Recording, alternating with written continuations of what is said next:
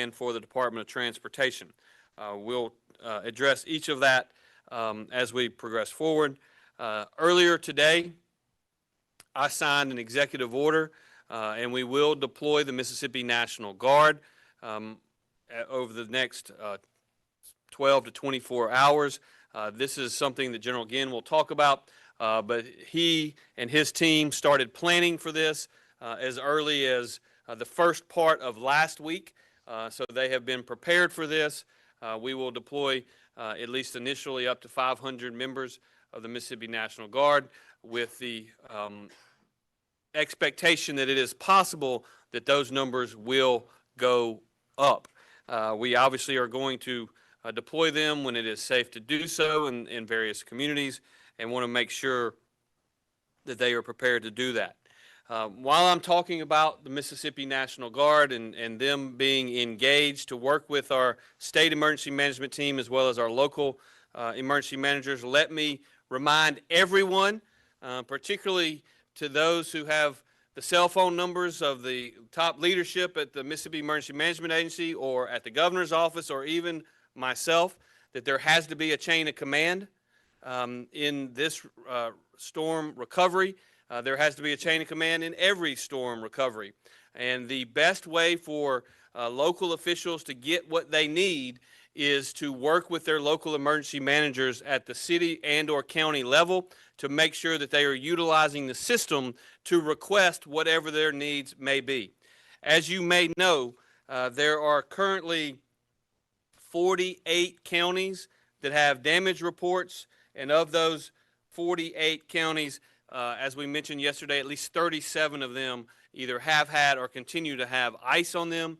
So there's a lot of moving parts. There's a lot of logistics that has to take place as we try to respond to each and every challenge. And the best way for you to get whatever you might need quickly is to do so by asking for it through the proper channels, and that is through your county emergency management director. The people here at MEMA can respond and get the assets where they need to be most quickly when that particular chain of command is followed. In terms of official damage reports, today was the first day where we really started to receive assessments from around the state.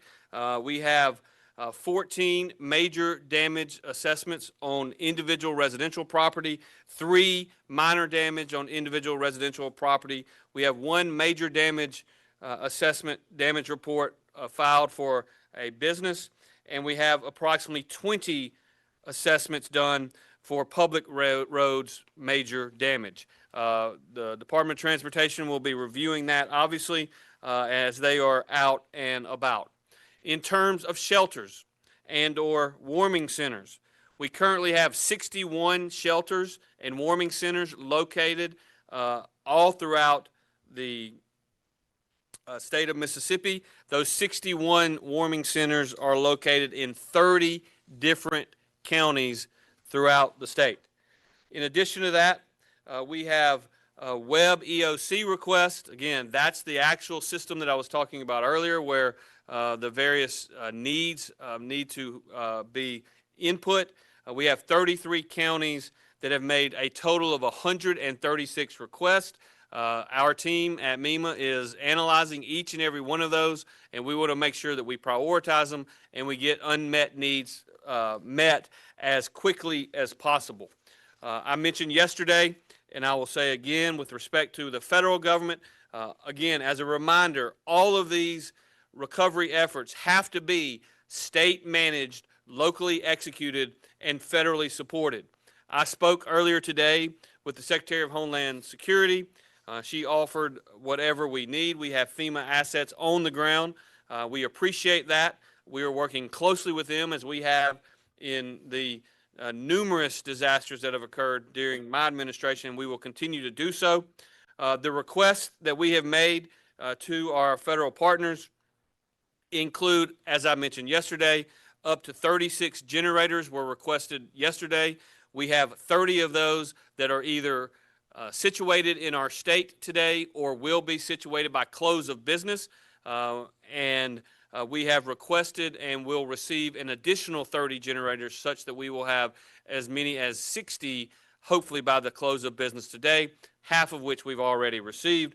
We have also sourced bottled water, MREs, cots, blankets, and tarps from our federal partners, and we are receiving those as it is safe to do so. We have and are utilizing Camp McCain for the logistics.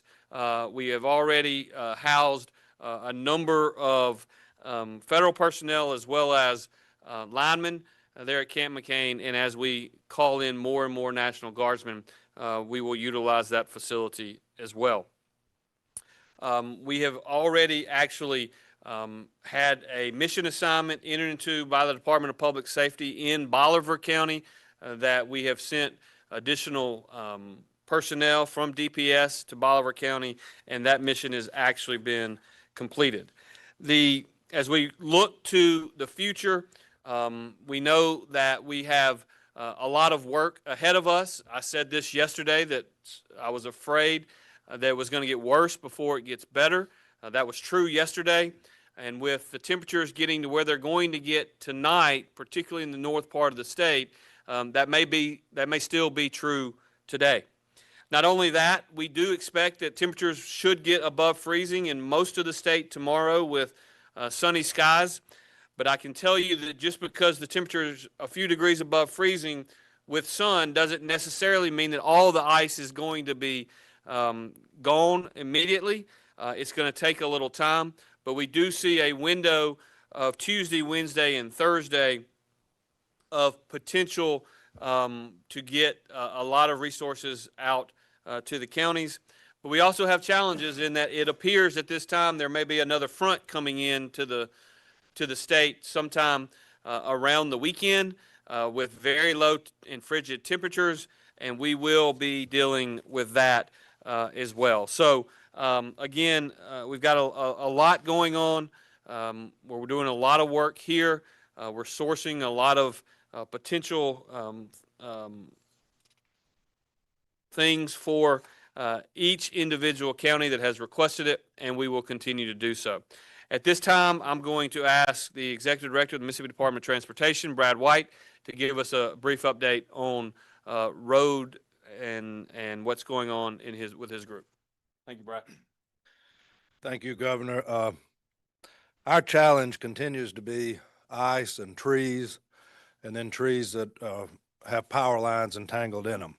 The MDOT teams are working with some power companies to utilize a systematic approach at addressing this. As the governor said, it looks like we're going to have about a 3-day window where weather will be cooperative and hopefully will be our best friend in trying to get out. As we said, the best thing for treating ice is sun and above freezing temperatures. But we are mobilizing crews now from our central Mississippi and south Mississippi areas, sending them into the northern part of the state and into the Delta to help offer support to the crews that have been working there. I do think it's important to remind people that today was day one after this event.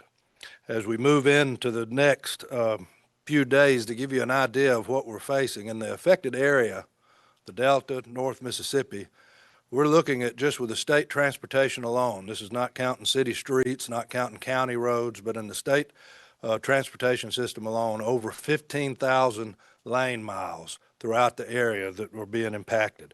In that same area, you're looking at over 3,000 bridges that we've been treating and that we've been trying to keep from freezing over. Over the weekend, with a crew of about 500 maintenance workers, we've logged over 20,000 man hours. We've provided over 200,000 gallons of brine, over 1,000 tons of salt. We'll be adding another 150 employees to that in the coming days.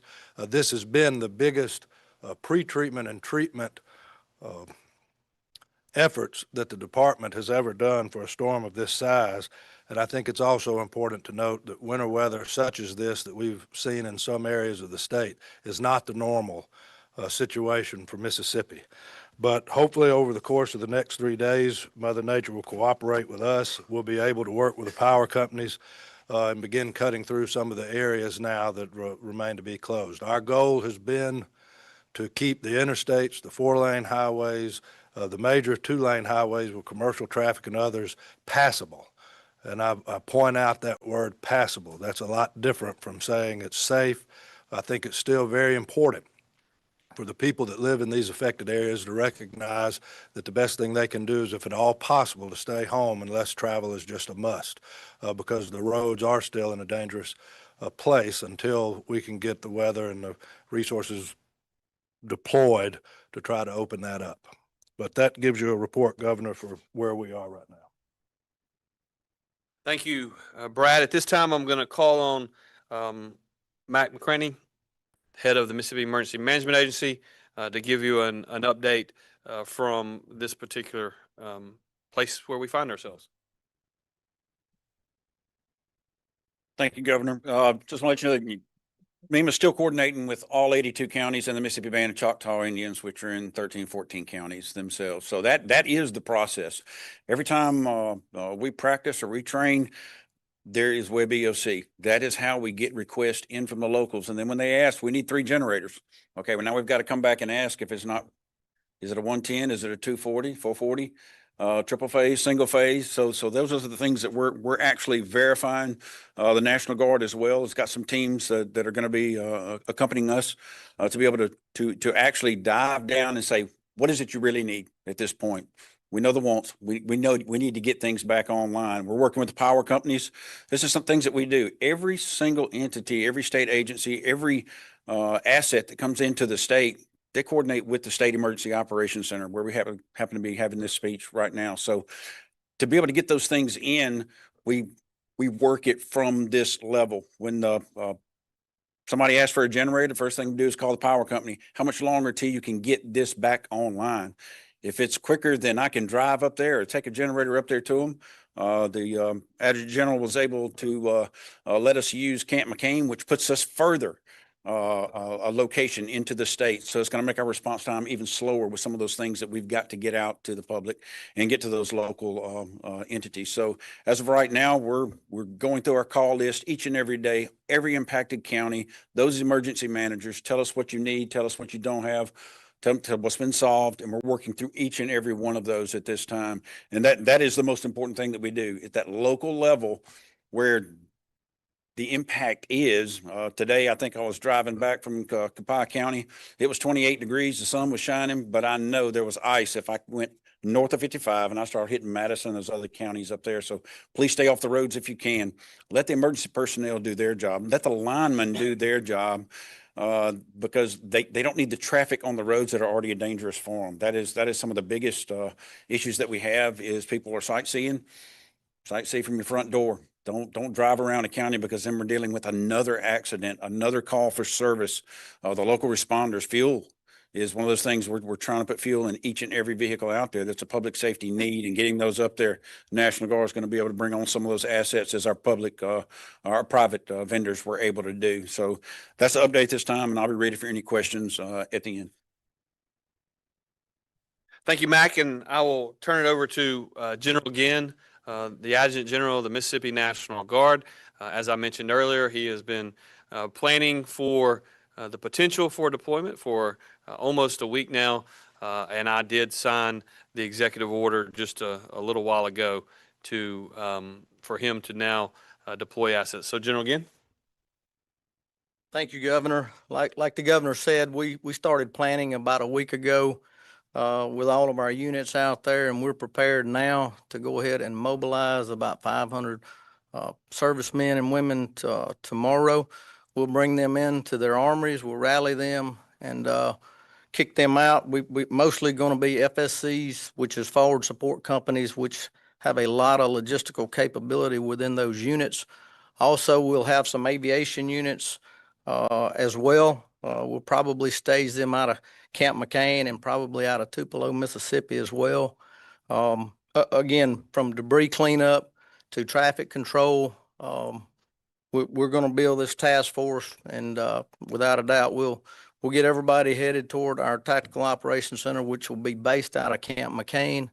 And then from there, we'll kick out to some of the different armories within Mississippi, no doubt Tupelo, Oxford, that area, maybe even the Corinth Armory as well. So anyway, I foresee us getting on the road by tomorrow afternoon and being fully mission capable, fully operational by Wednesday morning. So pending any questions, that's all I have, Governor. Thank you. Thank you, General, again. Again, I said this yesterday. I'm just going to reiterate it today. Ice storms are different than virtually any other type of storm that we deal with. And it's particularly different when you see the ice come in and then 48 hours or so after the precipitation leaves, the temperature has still not gotten above freezing, and therefore it creates challenges in terms of getting assets deployed. And that's where we find ourselves today, is we are trying to make sure that we can time this to get resources wherever they are needed as quickly as is humanly possible, but to do it in a safe way so that we don't put more Mississippians in danger. So again, we've got a team that has been working on that now for the last 4 to 5 days, and will be continuously prepared to make progress with respect to that. So again, I'll conclude by simply saying thank you to all of y'all who are working around the clock, our local officials, our state officials, our emergency first responders, and we will get through this, but we're not going to get through it today, and we're not going to get through it tomorrow. This is going to take time, and particularly where there are power outages. We have seen the severity of this storm. Most of us have seen the size of this storm and how many different states across the country have been affected by it. I believe the president signed an initial disaster declaration that included about 12 to 14 states. I believe there were 30 states potentially impacted. And just to put things in perspective for you, there is currently 750,000 homes across the country without power. Over 1 in 5 of them, over 20%, are here in Mississippi. We reached a peak of about 180,000. That has now down below 150,000, but it's somewhat like whack-a-mole. Every time one of the utility companies and power companies gets a large group back online, we have another tree fall, or we have another limb fall, or we have another power outage. And so we've seen a lot of that over the last 24 to 48 hours. It doesn't mean that people aren't working and working very hard and doing it in a safe way. It's just a challenging environment out there. So again, it is. I'm not going to stand up here and ask anybody for patience, because I don't blame you to not have patience, particularly if you don't have power right now. I'm just telling you, it is going to take some time to get all of the power restored and to get the roads clean. And it's just going to take more time than any of us would like for it to. This is the fact of where we find ourselves. So with that, I'll answer any questions. We'll start with someone from online. Yeah, he has a question.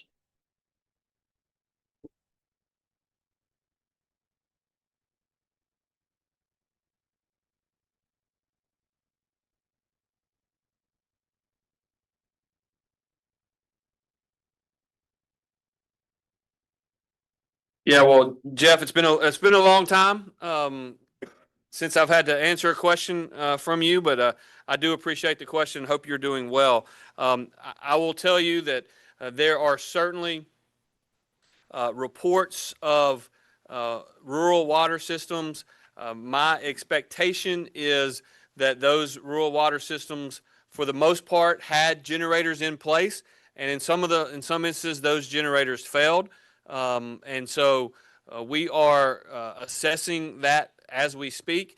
And again, part of when we're talking about the potential for deploying generators, everyone probably initially thinks, well, we can get a generator for our house. Well, that's not at all what we're talking about. We're not deploying generators to individual residences. We are deploying generators based upon need and based upon priority at long-term care facilities where there are hundreds of elderly people and more vulnerable people living, where maybe they had a generator that failed or was not properly maintained, or whatever the issue may be. We'll deal with what caused it later. We're trying to save as many people as we can.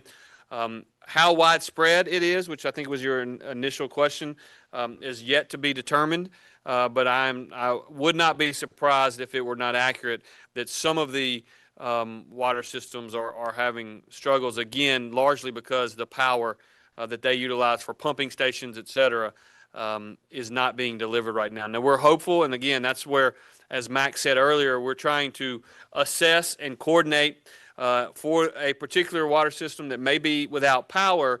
Is the power company going to get that power back on soon? And if so, they may be able to get the water back on before we could even get a generator deployed to them. And so, again, we've got an entire group upstairs working on these issues. And as we progress forward, we'll give you an update as we have them. Yes. I know, you got some damage reports today, but like, are you able to put in perspective, like how bad it was compared to the other ice storms we had since the nineties, like? Yeah, so the question is, how bad is it now compared to the 90s or the storm in the 90s? As you all know, we had a major ice storm in 1994. We had a freeze and a cold weather event in 2021 as well. And so we actually, a lot of us up here dealt with that. What I would tell you is we don't know for sure yet how this particular storm compares to 1994. But we also know that in 1994, there were some customers who literally went weeks and weeks without power. Again, I can't tell you with certainty that we're going to be in the same situation this time as we were in 1994, but I can tell you with certainty that it took weeks and weeks for a lot of customers to get turned back on in 1994. And this storm in general is similar in size, and in fact, maybe on the southwest part of the state went even further south than this particular storm did. We did dodge a bullet because here in the central Mississippi area, where there's large population centers in Hines, Rankin, and Madison, we haven't seen the large number of power outages that we see in other parts of the state. DeSoto County is not reporting significant and large amounts of power outages. Another huge population center just south of Memphis. It appears, got mostly snow. Not entirely, but mostly snow, which is a completely different animal to deal with than is a couple inches of ice.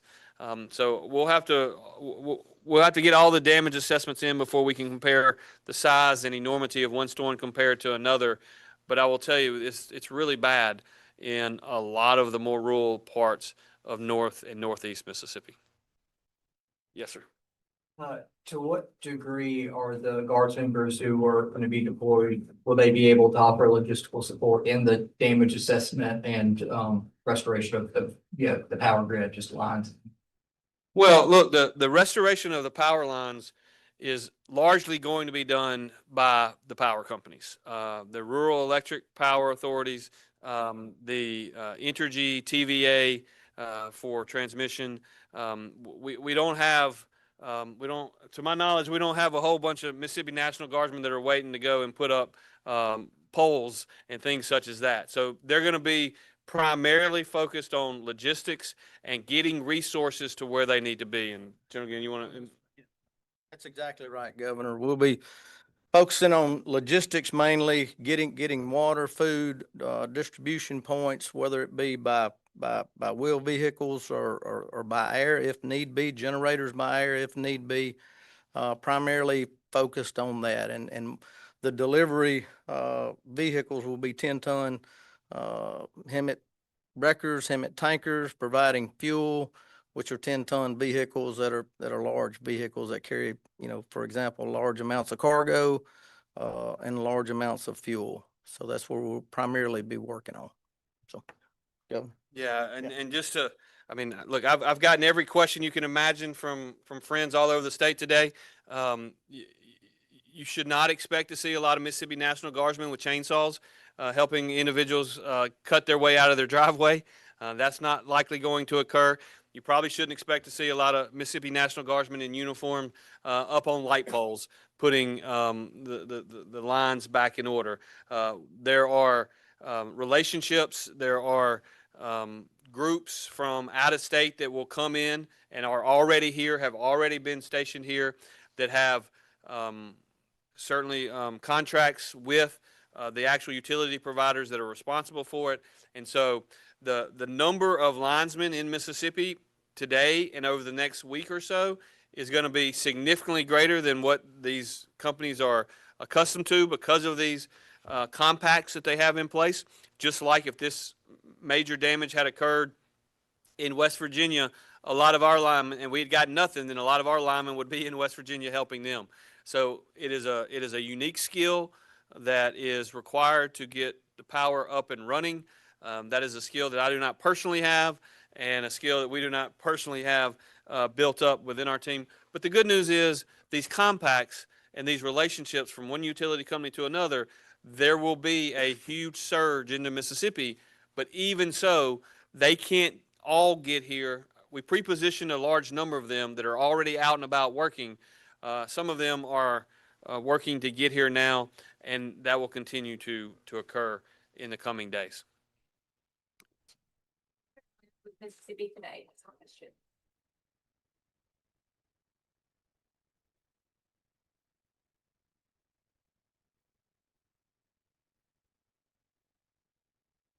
Well, yesterday I told you that we had requested 30.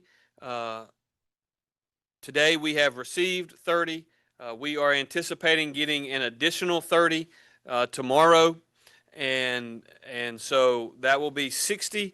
What I would tell you to answer that question is we can't really answer whether or not 60 will be enough because a lot of that depends on the coordination as to exactly what the needs are, exactly how long it's going to take certain rural electric authorities and TVA and Entergy and other power providers to get the power back on in various counties.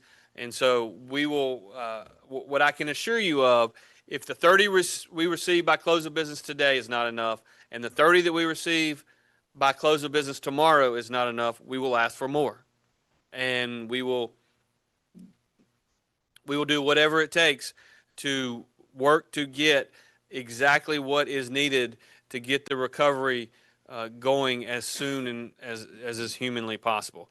But look, there are hooking up a generator at some of these power stations is also not the easiest thing to do. We have a relationship with the U.S. Army Corps of Engineers where they're providing teams to help us get those generators hooked up in areas where they need to be.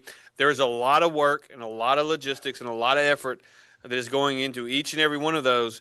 But I will assure you, if the 60 that we have requested and expect to receive by tomorrow are not enough, we will either through the private sector or through our federal partners request more, and we will receive more. On with Mississippi live weather. Hey, Matt. Have a lot of viewers here in North Mississippi who are literally freezing in this short term. We understand that the response effort is going to take some time. What do you want to say to those folks? Okay, hold on. Just a second. I'm so sorry about that. Matt Lopp on Mississippi Live Weather. We have a lot of viewers here in North Mississippi who are quite literally freezing and facing single-digit temperatures for tonight and the next couple of days. What do you say to them?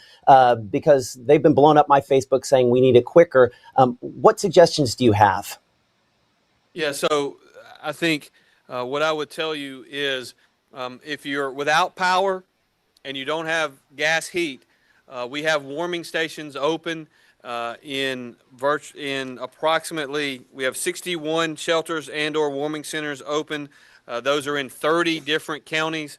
If you need to get out and get to a warming center, if you do not have available heat either through gas or a fireplace, then I would encourage you to go to one of those warming centers and where we do have power and where we do have heat, because you're right, the number of the temperature tonight is going to be very, very low throughout North Mississippi, and so that would be my recommendation if the issue is concern about the temperatures tonight and the lack of heat, then utilize one of those resources to get to a warming center.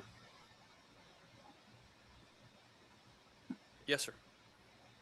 Frank, can you speak to the extent that the improvements in road conditions have improved over the last 24 hours? Like I know that For example, Interstate 22 was backed up around Holly Springs for a portion of the day, but wreckers were finally able to get in a little bit early this afternoon, so traffic started moving again. So just like the major roadways in terms of, Yeah, I think, Brad White talked about it, MDOT, you know, the big systems that the state manages, the state, duty roads and also the major, highways, they've been able to put a lot of miles in, to actually keep some one lanes open. But the ones I'm worried about, the ones that cause me the worst problems are the secondary roads. And that's where you get off the highway, you exit, you see the gas station, you fill up, and then you've got about another 8 miles to go to your home.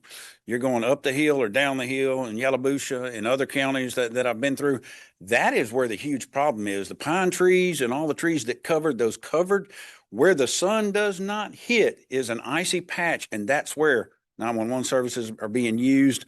The wreckers are having to come pull them out because they got the people out. They took them to the hospital, and then they're having to deal with the wreckage to try to get that out of the way as well. So I'm not going to say conditions are improved to my to satisfy me at this time. Mother Nature still got that vote. She still got a lock on the temperature being down so low that the refreezing has already started throughout the state. And that's where the National Guard comes in. And this team that they're able to bring up there is, he's got airlift. I don't. I'll borrow his airlift. So that's an opportunity to get something to somewhere quickly and to actually be able to get the generators where they need to be and in a timely area. So for me to say that my crews that are out there, as well as Brad's, we're out there in it because we have to be in it. But this slow motion move, and I've not seen any of my vehicles with ice skates on them. You cannot get around when you have ice in the curves on those secondary roads. You have some great pictures, and I have some great pictures of Highway 22 and 55 going north. But that 2 miles off that highway, that's where it's getting dicey, and that is where people aren't traveling roads very much, and that's where the wrecks happen. That's where people get stranded, and that's where we're going to concentrate these teams that the Adjutant General is bringing on, the ability for a 10-ton vehicle to be a heck of a footprint they can make, and they can get through. They can drive on the right of ways of road and get out, and that's what they're built for. And we can have presence patrols and other things. So I think we're close. I said first 72 is on you yesterday. I said we were at 24, about 36, 48 more hours. And then there'll be that secondary roads will be clearing. But we're going to get out there as quick as we can. And we got the teams ready.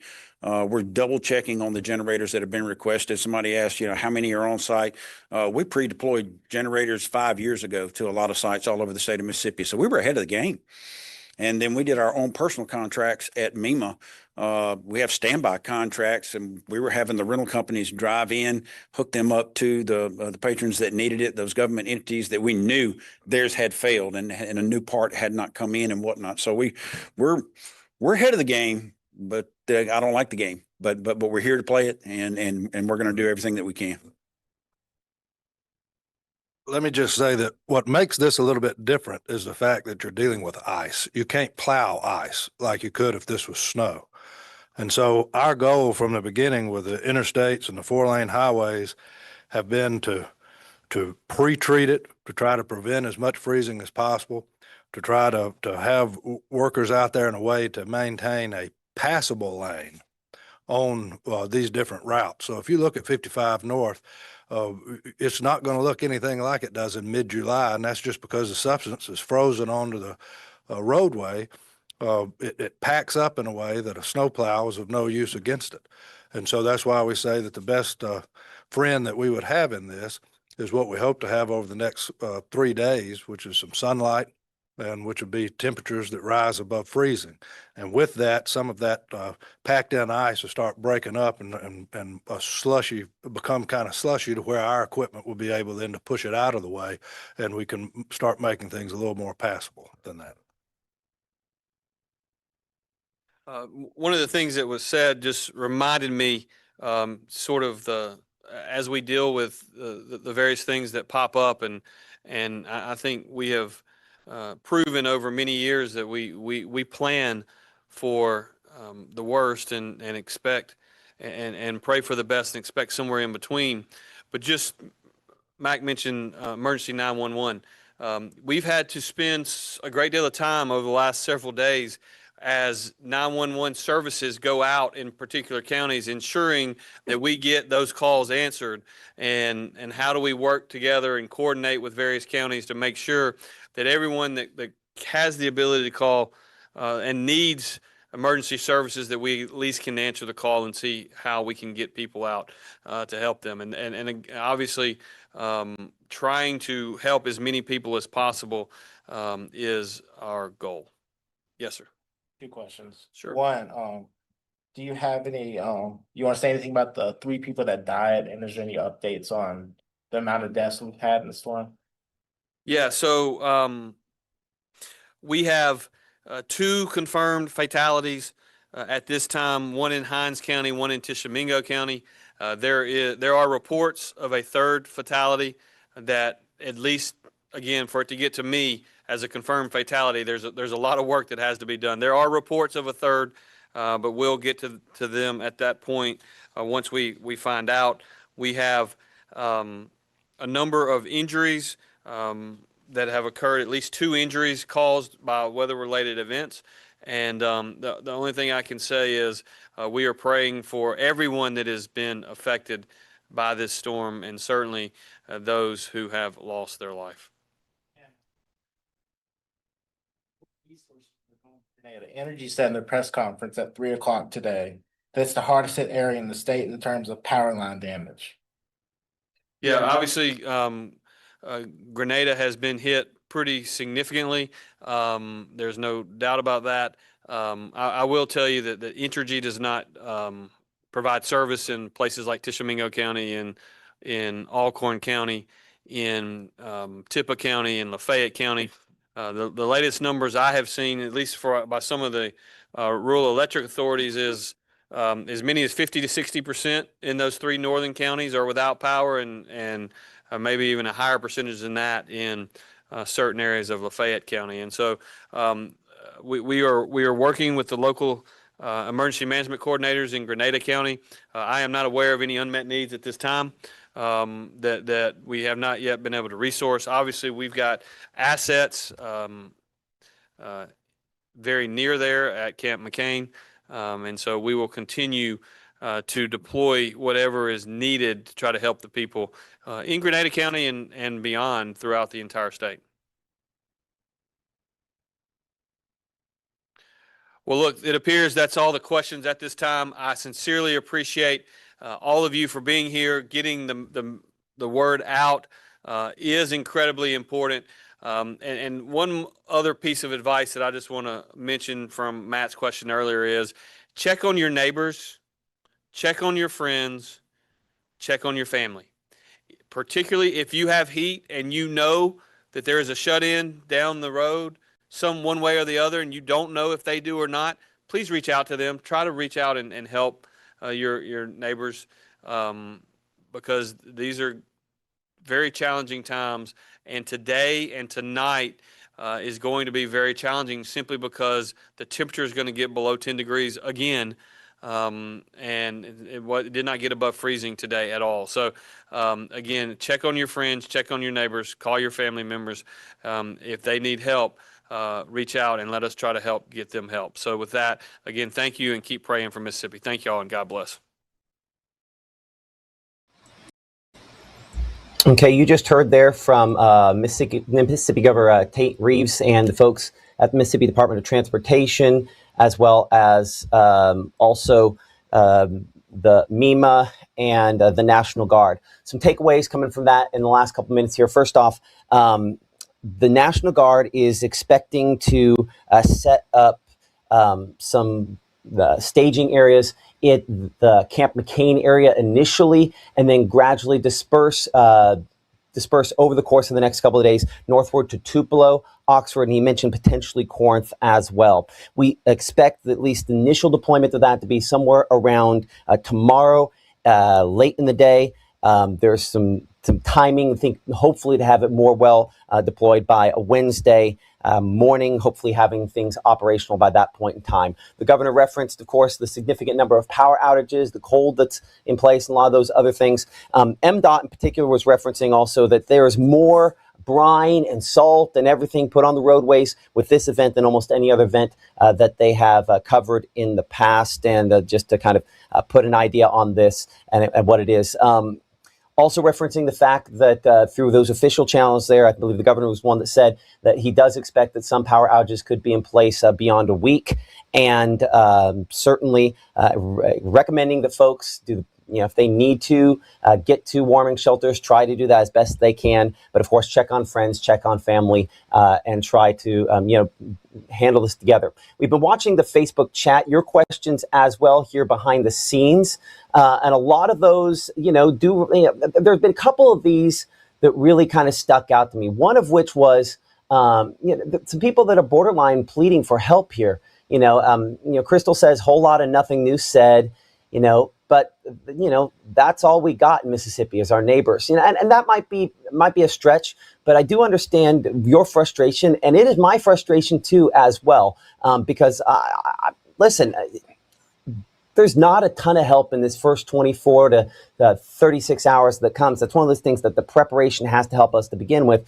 But at the same time, once we're here, what happens next? I know it's going to be difficult. The number of folks mentioning that how can you even get to some of these warming shelters because some of the back roads are so bad. There's so many trees, things like that. The governor, none of the folks had necessarily a good answer for that, other than just try to stay shelter in place and stay warm.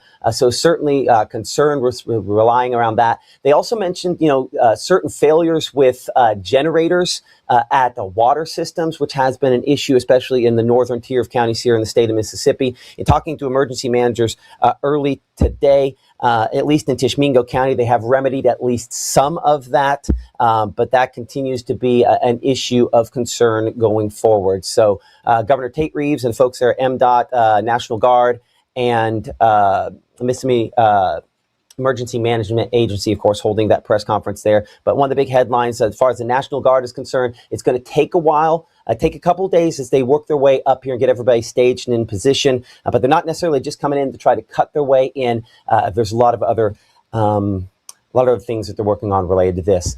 Our next broadcast, official live broadcast, we're going to have come up here in a few minutes. That's coming up here, if I get that behind the scenes, during our 5 o'clock broadcast. And we'll be talking with the emergency manager. I believe that's up in Alcorn County during our 5 o'clock broadcast about the conditions there. Obviously, Alcorn County, one fact that we want to make sure to correct on that there, Alcorn County 100% still out of power at this point in time. Easily the most impacted as far as that is concerned. Greatest percentage that partially owed to a TVA trunk line that was taken down by this. So not just the local electric cooperatives there that are doing their best, but again, a delivery issue from TVA. We'll talk to the Alcorn County emergency manager coming up at 5 o'clock during our broadcast there. Our broadcasts every day, we have those at 5, 6, and 10 p.m. here in the Room to Room Weather Center, 6:37, 7:30 a.m. I'm Chief Meteorologist Matt Lawpon from Mississippi Live Weather. We'll see you coming up here in about 15 minutes.